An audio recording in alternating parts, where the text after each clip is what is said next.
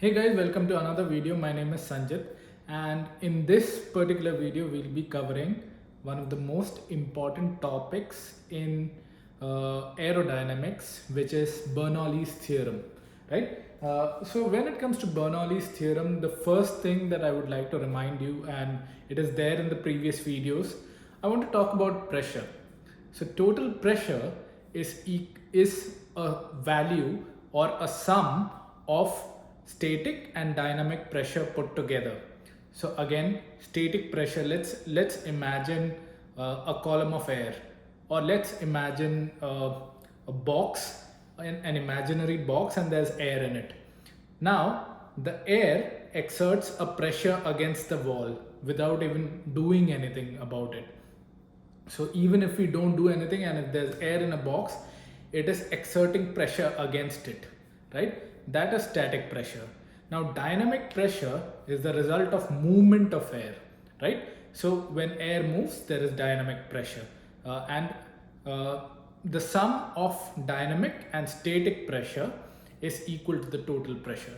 Now in the last video we spoke about the equation of continuity, and if you remember, we spoke about this, we spoke with respect to this diagram. So again, if you take a pipe, let's say, and if you constrict the pipe or hold the pipe in the middle like this, what happens is water might flow in at a certain pace when it comes in, but in the area where you have constricted the pipe, the water flows faster, because energy can neither be created nor be destroyed, right? So this is the law of conservation of energy, and in this particular case also we can see that let's say this is air, right? Air enters through section 1.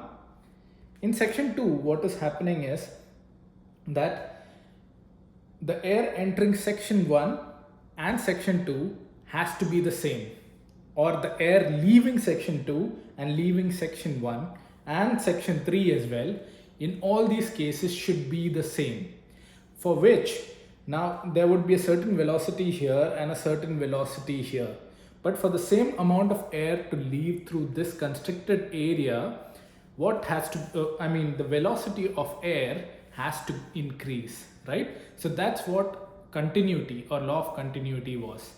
Now let's include another concept into it.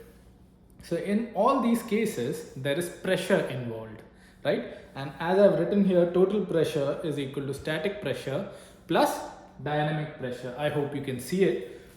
So there is total pressure here, and total pressure here. So over here the total pressure is against the static pressure and the dynamic pressure.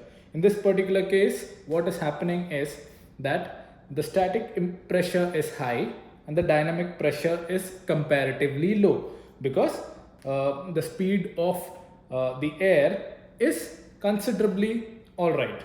But over here in section 2, as the speed has increased, the dynamic pressure has increased, right? So in that particular case, the static pressure has to decrease.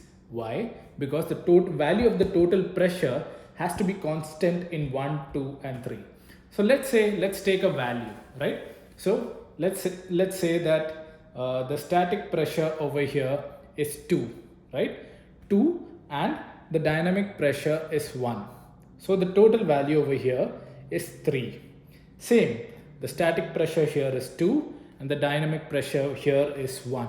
So the total value here is 3.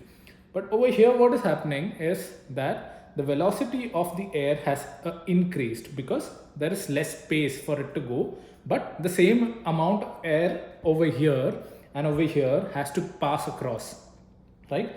So what happens is static pressure will decrease, right?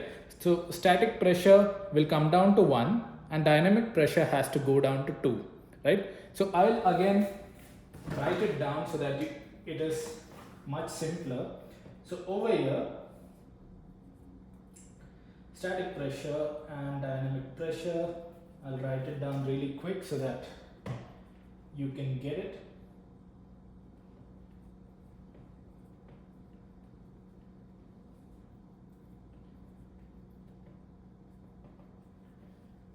So I've quickly written it down.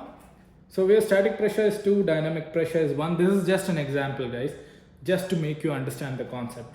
But if you notice, the total pressure in all these three places is the same. It is constant, right?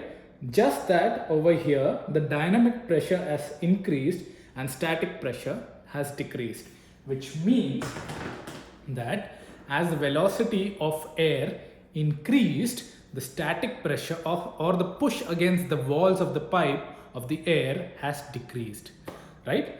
So that's it for the Bernoullis theorem. Okay, so in simple terms, as the velocity of air is increased, the static pressure will decrease, right? That is all what is mentioned here. So that's it. Happy landings. Cheers.